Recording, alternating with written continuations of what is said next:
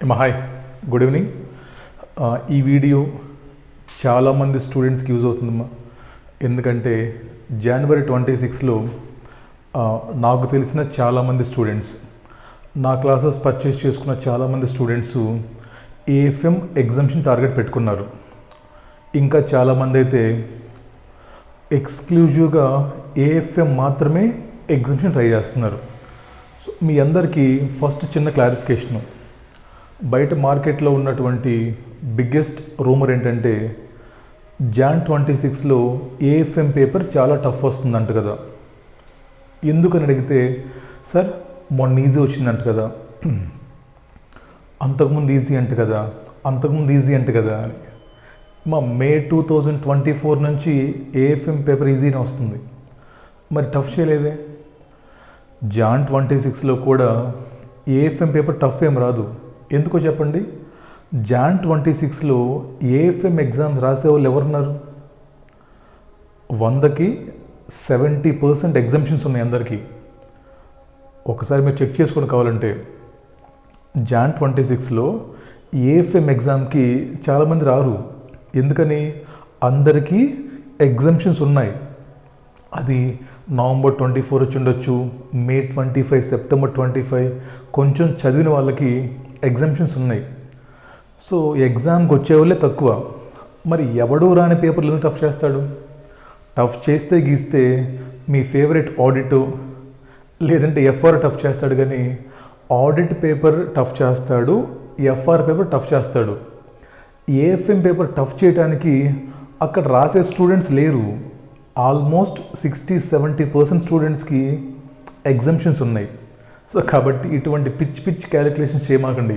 ఏఎఫ్ఎం tough వచ్చేస్తుంది, tough ఏం రాదమ్మా. ఏఎఫ్ఎం పేపరు మీకు ఎప్పట్లైనా వస్తుంది. మహా అయితే 1-2 క్వశ్చన్స్ రివర్స్ క్యాలిక్యులేషన్స్, కొత్త క్వశ్చన్స్ రావచ్చు. అదర్వైజ్ పేపర్ అనేది మేనేజబుల్. ఎవరైతే ఎగ్జామ్షన్ టార్గెట్ పెట్టుకొని ఉన్నారో మీరు కొంచెం కేర్ఫుల్గా చేయండి. ఎందుకంటే చాలామంది స్టూడెంట్స్ తెలుసు నాకు 57, 58, 55, 59 మార్క్స్ ఆగిపోయిన వాళ్ళు.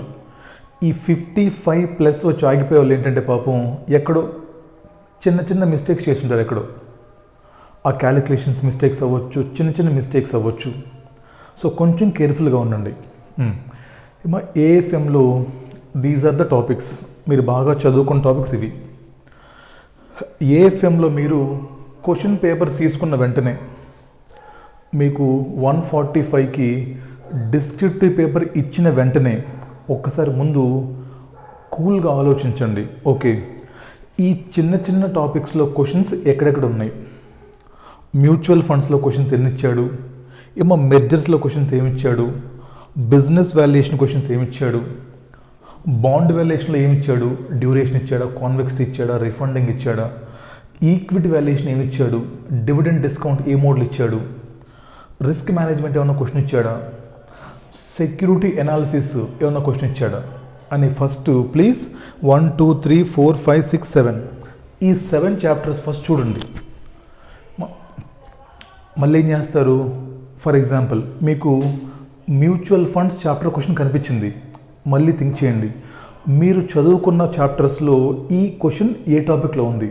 క్యాలిక్యులేషన్ ఆఫ్ ఎన్ఏవియా, క్యాలిక్యులేషన్ ఆఫ్ ఈల్డా, లేదా బోనస్ ప్లాను, డివిడెంట్ ప్లానా, లేదా డివిడెంట్ ఈక్వలైజేషనా? ఏమి ఇచ్చాడు దీంట్లో? అంటే ముందు క్వశ్చన్ ఐడెంటిఫై చేయండి ఏ చాప్టర్ అని. మళ్ళీ ఈ చాప్టర్లో ఈ క్వశ్చన్ ఏ టాపిక్లో ఇచ్చాడు?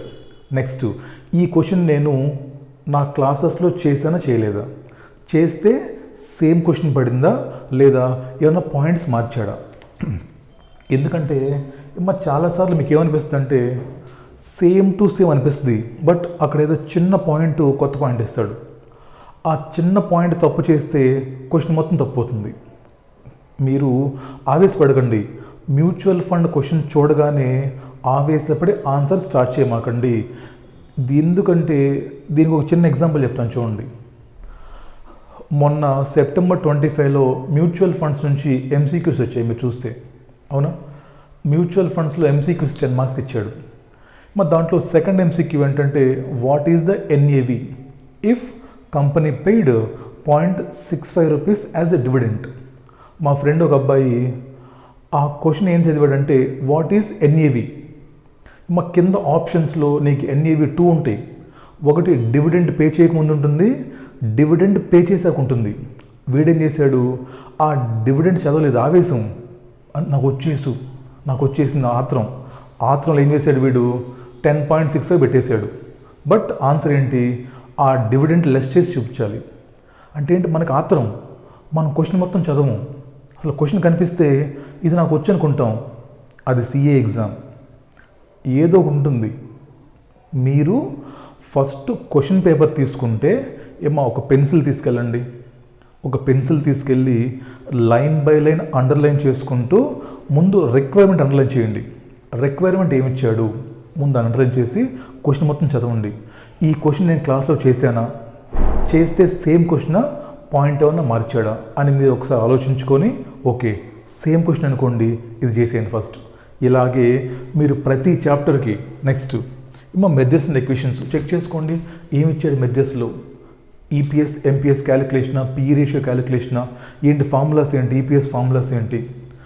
నెక్స్ట్ బిజినెస్ వాల్యుయేషన్లో ఏమిచ్చాడు, హై గ్రోత్ లో గ్రోత్ ఇచ్చాడా, లేదంటే రైట్ షేర్స్ ఇచ్చాడా, బోనస్ షేర్స్ ఇచ్చాడా, ఇలాంటివి చెక్ చేసుకోండి.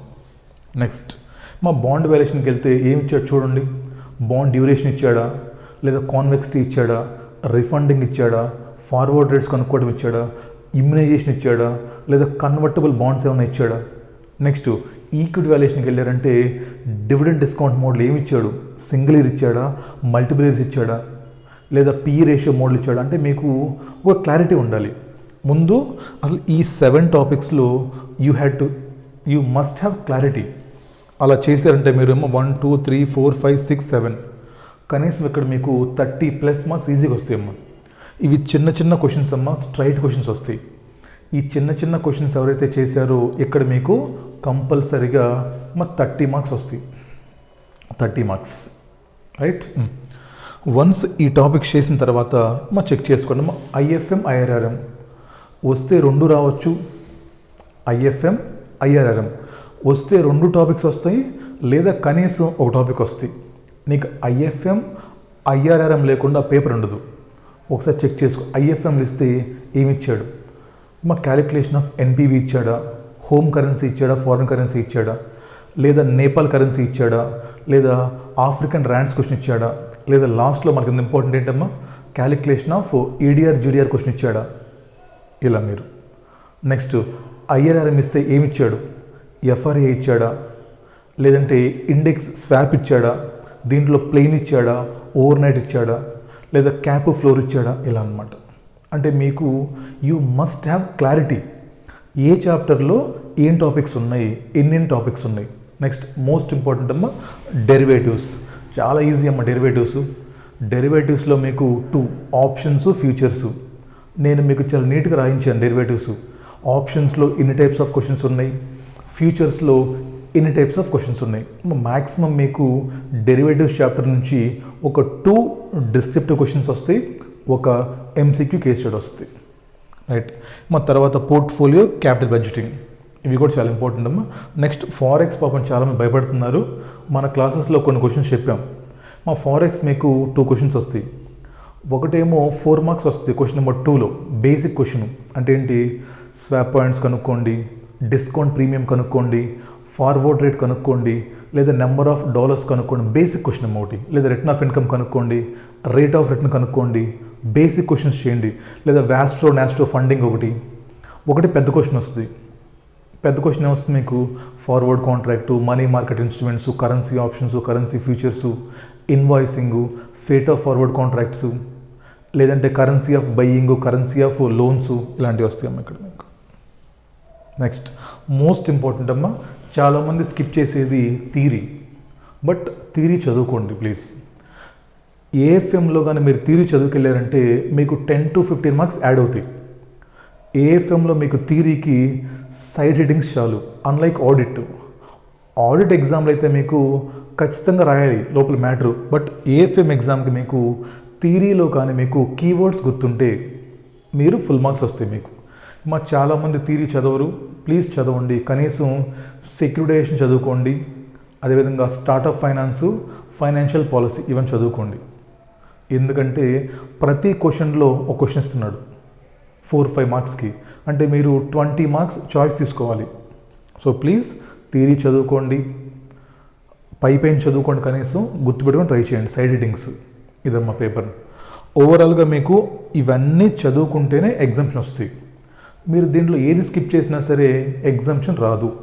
ఎట్టొస్తే చెప్పండి, చెప్పలేం కదా. ఇక్కడ మనకు ఒక ఫిక్స్డ్ ప్యాటర్న్ లేదు. ఏ చాప్టర్లో ఎన్ని మార్క్స్ వస్తాయని చెప్పలేం. మీకు 40 మార్క్స్ పోర్ట్ఫోలియో రావచ్చు, 30 మార్క్స్ ఫారెక్స్ రావచ్చు, లేదా 30 మార్క్స్ డెరివేటివ్స్ రావచ్చు, 20 మార్క్స్ మ్యూచువల్ ఫండ్స్ రావచ్చు. We don't know. అసలు జనవరిలో పేపర్ ప్యాటర్న్ చేంజ్ అయిపోవచ్చు, చెప్పలేమమ్మా. మీకు జనవరిలో అసలు పేపర్ ప్యాటర్న్స్ మారిపోతాయేమో, అసలు చెప్పలేము అలా ఇస్తాడు పేపర్స్. సో కాబట్టి ఈ ఏబీసీ కేటగిరీలు నేను కొంతమంది చూశానమ్మా, వాళ్ళు వచ్చి యూట్యూబ్లో కూర్చొని అనాలిసిస్ ఆఫ్ పాస్ట్ ట్రెండ్స్ అంట. ఎవడు చెప్పాడు నీకు ట్రెండ్ ఫాలో అవుతాడని? ఐసీఏ వాడు ట్రెండ్ ఫాలో అవ్వడు, వీడు ట్రెండ్లు సెట్ చేస్తాడు. సో మొన్న ఎగ్జామ్ ఇలా ఇచ్చాడు కదా, ఈసారి ఎలా ఇస్తాడో who knows, nobody nose. So please ఈ ట్రెండ్లు ఈ సొల్లంతా ఫాలో అవ్వకండి. ఐసీఏ స్టడీ మ్యాట్లో ఉన్న సిలబస్ చదువుకొని ఎగ్జామ్కి వెళ్ళండి. ఆ సిలబస్లో క్వశ్చన్ ఎలాగైనా ఇవ్వచ్చు మీది. నెక్స్ట్ ఎగ్జామ్లో పాపం చాలామంది చేసే కామన్ మిస్టేక్స్, మా చిన్న చిన్న మిస్టేక్స్. దాంట్లో ప్రైమరీ మిస్టేక్ ఏంటంటే డిస్కౌంట్ రేట్. డిస్కౌంట్ రేట్ ఏం తీసుకోవాలి, లేదంటే మా పీవీ ఫ్యాక్టర్స్ ఏం తీసుకోవాలి, ఇవేగా మీరు చేసేది. మా డిస్కౌంట్ రేటు ఆల్వేస్ పోస్ట్ ట్యాక్సే తీసుకోవాలి, పోస్ట్ ట్యాక్స్. మొన్న ఎగ్జామ్లో కూడా 2-3 స్టూడెంట్స్ నాకు ఫోన్ చేశారు, సార్ మేము వాడు క్వశ్చన్లో మాకు 2 టైప్స్ ఆఫ్ డిస్కౌంట్ రేట్స్ ఇస్తున్నాడు sir, pre tax post tax. మేము మర్చిపోయే కన్ఫ్యూజన్లో ప్రీ ట్యాక్స్ తీసుకొని డిస్కౌంట్ చేసాం సార్. మన బాండ్ రిఫండింగ్లో ఒకటి, ఆ లాస్ట్లో వాల్యుయేషన్లో ఒకటి. 10 మార్క్స్ పోయినాయి పాపం వాళ్ళకి. సో క్వశ్చన్లో మీకు డిస్కౌంట్ రేట్ అంటే we always take post tax discount rate only. క్వశ్చన్లో మీకు ట్యాక్స్ రేట్ ఇస్తాడు, always take post tax discount rate. Next PV factors. క్వశ్చన్లో పీవీ ఫ్యాక్టర్స్ మీకు ఇస్తున్నాడు, మీకు ఇవ్వకపోతే మీకు వచ్చి క్యాలిక్యులేషన్ చేయటం 1/1+. బట్ మీరు పీవీ ఫ్యాక్టర్స్ క్యాలిక్యులేషన్ చేస్తున్నప్పుడు ముందు క్వశ్చన్ చదవండి. క్వశ్చన్లో ఏమైనా రౌండింగ్ ఆఫ్ చెప్పాడా అంటే take 2 decimals 3 decimals rounding off చెప్పాడా చూడండి. ఇంకా మోస్ట్ ఇంపార్టెంట్ పాయింట్ అమ్మా, కొన్ని క్వశ్చన్స్లో మీకు ఏమిస్తాడు, rupees in lakhs, rupees in millions. మీరు ఇలా మీకు రూపీస్ ఇన్ ల్యాక్స్ మిలియన్స్ ఇచ్చినప్పుడు మీరు క్వశ్చన్ని కూడా అదే డినామినేషన్లో ప్రజెంట్ చేయాలి. పైన ల్యాక్స్ అని రాయండి, క్వశ్చన్ చేయండి. సిఏ ఎగ్జామ్స్లో పాస్ అవ్వాలంటే మోస్ట్ ఇంపార్టెంట్ థింగ్ క్వశ్చన్ బాగా చదవండి. ముందు క్వశ్చన్ చదివి ఆన్సర్ స్టార్ట్ చేయండి, ఆవేశపడకండి. చూస్తే మీకు వచ్చినట్టే ఉంటుంది, బట్ లోపల ఏదో ఉంటుంది. సో ప్లీజ్ కంగారు పడకండి, 100 మార్కులు రాసేయాలి, ఆవేశపడకండి, కూల్గా ఉండండి. వచ్చింది బాగా రాయండి, మీకు ఫుల్ మార్క్స్ పడతాయి. దానికి ఏం చేయాలి, మీరు క్వశ్చన్ బాగా చదవండి. క్వశ్చన్ చదవడం అంటే పైనుంచి కాదు, కింద నుంచి. Requirement important. ఏం అడిగాడు, దీనికి నాకు ఏం కావాలి, వాడు ఏమి ఇచ్చాడు, ఎలా కనుక్కోవాలి నేను, ఒక ఐడియా వస్తుంది మీకు. నెక్స్ట్ అమ్మా 50 to 60 మార్క్స్ క్వశ్చన్ పేపర్లో మీకు సేమ్ క్వశ్చన్స్ ఉంటాయి, 50% కనీసం. ఇంకొక 20% చిన్న చిన్న చేంజెస్ ఉంటాయి. ఒక 30% ఎప్పుడు మనకి కొత్త క్వశ్చన్స్ ఉంటాయి. సో ప్యానిక్ అవ్వకండి. పేపర్ చూడగానే కొంచెం టఫ్ వచ్చినా టెన్షన్ పడకండి అమ్మా. ఎందుకంటే టఫ్ ఏ ఉండదు అక్కడ, అడిగే విధానం కొత్తగా ఉంటుంది. నీ పేరేంటి అడిగి చెప్పేస్తావు, అలా అడుగుడు వాడు ఏదో తిప్పి అడుగుతాడు, అటు ఇటు తిప్పి. సో డోంట్ వర్రీ, పేపర్స్ ఎలా ఉన్నా కూడా మీరు చదువుకున్న క్వశ్చన్స్ కనీసం 50 మార్క్స్ ఉంటాయి దాంట్లో ఈజీగా. నేను చెప్పేది ఎంత టఫ్ పేపర్ అయినా కూడా కనీసం 50 to 60% పేపరు మనం చేసిందే వస్తాయి ఐసీఎస్ స్టడీ మ్యాట్ నుంచి. అవి చేయండి చాలు, మిగతా ట్రై చేయండి, మీ 50 మీకు వస్తాయి. 3 పేపర్లు టఫ్ రావు, 3 ఈజీ రావు, 1 టఫ్ వస్తుంది, 2 ఈజీగా వస్తాయి. టఫ్ వస్తే 50 స్కోర్ చేసుకోండి, తప్పలేదు. చిన్న చిన్న మిస్టేక్స్ అవాయిడ్ చేయండి. ఇదిగోటువంటి డిస్కౌంట్ రేట్స్, పీవీ ఫ్యాక్టర్స్ ఏం తీసుకోవాలి తెలియక అంటే కంగారు పడకండి. నెక్స్ట్ ఏమో చాలామంది డౌట్ ఏంటంటే సార్ ఫస్ట్ మేము ఎంసీక్యూస్ చేయమా డిస్క్రిప్టివ్ చేయమా, అది మీ చాయిస్. మీకు 145కి డిస్క్రిప్టివ్ పేపర్ రాగానే మీకు ఐడియా వస్తుంది ఏమని, ఈ టాపిక్స్లో నాకేమొచ్చు. మీకు డిస్క్రిప్టివ్ పేపర్ చూడగానే ఒక ఐడియా వస్తుంది, ఏంటి అసలు నా పరిస్థితి ఏంటి, ఈ పేపర్లో నాకు ఏమొచ్చు ఏమి రావు. ఫర్ ఎగ్జాంపుల్ ఈ పేపర్లో మీకు ఒక 40-50 మార్క్స్ బాగా వచ్చు, ముందు రాసేయండి. ఎందుకు ఎంసీక్యూస్ మీకు కంగారు అప్పుడే? ముందు దీంట్లో మీకు ఏవైతే క్వశ్చన్స్ వచ్చో అవి చేసేయండి. అంటే టైం మేనేజ్మెంట్ ఇంపార్టెంట్. ఫస్ట్ 1 అవర్లో మీరు కనీసం 40 మార్క్స్ రాయాలి. 40 మార్క్స్ రాయాలంటే దయచేసి స్టార్టింగ్లోనే మీరు ఫారెక్స్లు పోర్ట్ఫోలియో చేయమాకండి. మీరు స్టార్టింగ్లో చిన్న చిన్న చాప్టర్స్ చేయండి, మ్యూచువల్ ఫండ్స్, మెర్జర్స్, ఇవి ఈజీగా ఉంటాయి. సో ఫస్ట్ 1 అవర్లో మీరు అట్లీస్ట్ ఒక 40 మార్క్స్ రాశారనుకోండి, అమ్మయ్య నేను పాస్ అవుతాను అని కొంచెం నమ్మకం ఉంటుంది. అప్పుడు ట్రై చేయండి ఇంకా ఎంసీక్యూస్, ఫారెక్స్, డెరివేటివ్స్, పోర్ట్ఫోలియోలు ఇవన్నీ. ఓకేనా? సో ఏఎఫ్ఎం పేపర్ నార్మల్గా వస్తుందమ్మా, టఫ్ ఏం రాదు. చాలామంది పిల్లలు ఎగ్జామ్షన్ ట్రై చేస్తున్నారు. సో ప్లీజ్ థియరీ చదువుకోండి. మీరు ఎవరికైతే ఎగ్జామ్షన్ కావాలో, నేను మళ్ళీ చెప్తానమ్మా, ఎగ్జామ్షన్ ఎవరికైతే కావాలో మీరు థియరీ చదువుకోండి. థియరీ చదవకుండా మాత్రం మీకు ఎగ్జామ్షన్ రాదు. మీరు కావాలంటే ఫారెక్స్ స్కిప్ చేసేయండి. ఎందుకంటే ఫారెక్స్ స్కిప్ చేసేయచ్చు అంటే మనకి 6 క్వశ్చన్స్ ఉంటాయి, ఒకటి చాయిస్ వస్తుంది. సో ఈ ఫారెక్స్ క్వశ్చన్ బేసికల్గా they are giving in question number 6 లాస్ట్లో ఇస్తున్నాడు 8 మార్క్స్ క్వశ్చన్. మీకు అసలు రాకపోతే వదిలేసేయండి, పర్లేదు, బట్ థియరీ మాత్రం చదువుకోండి. రైటా? సో ఆల్ ది బెస్ట్ అమ్మా. ఎగ్జామ్స్ ఇంకా 10 డేసే ఉన్నాయి. ఈ 10 డేసు ఏఎఫ్ఎం డైలీ చదవండి. డైలీ ఏఎఫ్ఎం ఒక 5 to 6 అవర్స్ చదవండి. ఈ టాపిక్స్ అన్నీ మళ్ళీ రివైజ్ చేయండి ప్లీజ్. చిన్న టాపిక్స్ బాగా చేయండి, ఇక్కడ మీకు ఫుల్ మార్క్స్ పడతాయి. తర్వాత ఐఎఫ్ఎం, ఐఆర్ఆర్ఎం, డెరివేటివ్స్ బాగా చేయండి. ఈ 2 చేయండి, థియరీ చదువుకోండి. ఎగ్జామ్లో మన టార్గెట్ 100 మార్క్స్ రాయటం కాదు, రాసింది బాగా రాయటం. దానికి కూల్గా ఉండండి. ముందు క్వశ్చన్ ఏమి ఇచ్చాడో చదవండి. చాలామంది పాపం కష్టపడి చదివి కూడా ఇటువంటి చిన్న మిస్టేక్స్ చేయటం వల్ల 58 దగ్గర ఆగిపోయారు పాపం. మీరు ఆ తప్పులు చేయకండి, స్లోగా చేయండి, ఆలోచించండి, ఆన్సర్ చేయండి. ఓకేనా? సో ఇటువంటి ఏబీసీ కేటగిరీలు ఏమీ లేవమ్మా, ప్లీజ్ అవన్నీ నమ్మకండి. అవన్నీ ఎగ్జామ్లో పనిచేయవు. అసలు జనవరిలో చెప్పలేం, పేపర్ ప్యాటర్న్స్ మారిపోతాయి అంటున్నారు.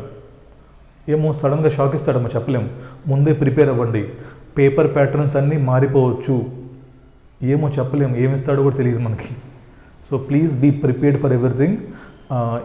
ఎవరిని పడితే వాళ్ళు నమ్మకండి. వీడియోస్, ఇంపార్టెంట్ క్వశ్చన్స్ అంతా వేస్ట్ ఆఫ్ టైం అండి.